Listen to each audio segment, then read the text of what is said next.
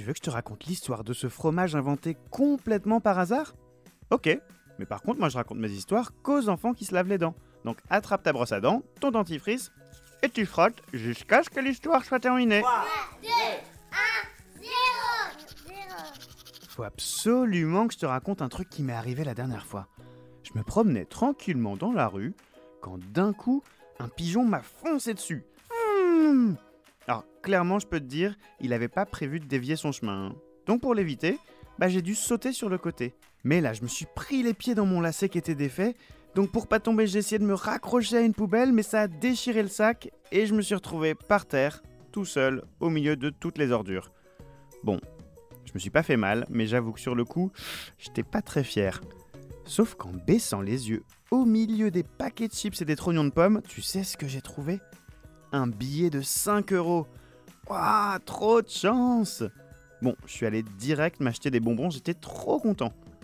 C'est vrai que parfois dans la vie, il y a des choses qui arrivent par hasard qu'on prend d'abord pour des mauvaises nouvelles, et puis en fait ça finit par se transformer en super coup de chance. Un peu comme le fromage de Lionel et Laura. Tu veux que je te raconte leur histoire?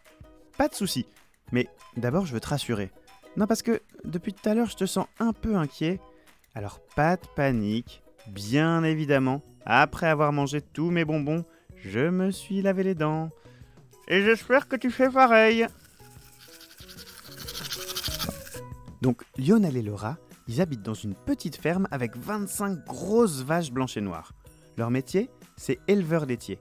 Ça veut dire que tous les matins, ils vont traire leurs vaches et avec le lait, ils fabriquent du fromage, des yaourts, des petits suisses, plein de trucs pour le dessert quoi.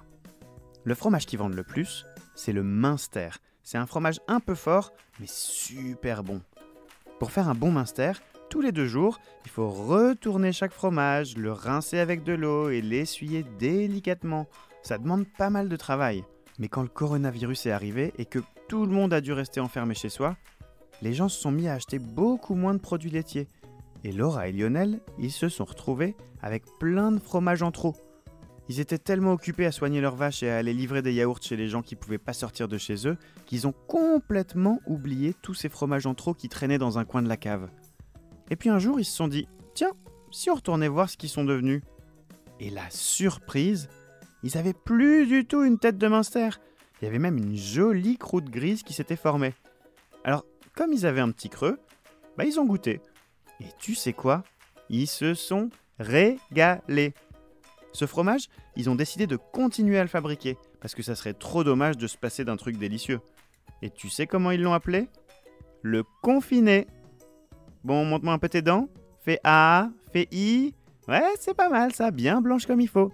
Tant pis pour vous les caries. Allez maintenant, au lit. Je vais pas aller me coucher. Retrouvez les épisodes des Dents et Dodo sur le site et l'application BFM TV et sur toutes les plateformes de streaming.